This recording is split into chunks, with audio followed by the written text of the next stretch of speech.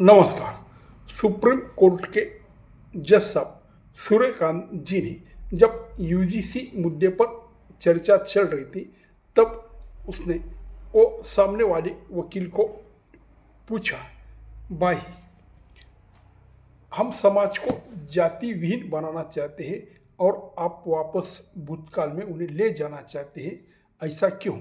तब वकील बोले कि जज साहब, जाति ब्राह्मण ने बनाई है। तो सुप्रीम कोर्ट ये कहते हैं कि जाति ब्राह्मण ने बनाई है, ये आपके का जो कहना है वो तो हिंदू के बारे में ठीक है, लेकिन जब दूसरे धर्मी है, चाहे वो ईसाई हो, बौद्ध हो, तो उसमें जो जातियाँ हैं वो किसने बनाई है? वहाँ भी ब्राह्मण थे क्या? फिर वो आगे कहते हैं, किसने आपको ये कहा है कि आप जाति लगाओ? आप जाति को लगाने को मजबूर कौन कर रहा है? आप जाति हटा दो, कोई तुमको ये नहीं कहता कि आप जाति रखो। फिर कोई देश का पीएम, सीएम, आईपीएस, आईएएस आदि बनने के बाद भी वो खुद को दलित क्यों कहता है?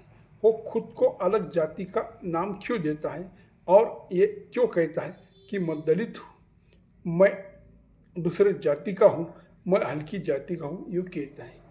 तो वह सब जब सुप्रीम कोर्ट के जज साहब ने कहा तो सामने वकील चुप हो गए। भाई, ये बहुत बड़ा सवाल है, क्योंकि सच बात है कि इस देश में हर दिन जाति का अवडंबर बढ़ते जा रहा है।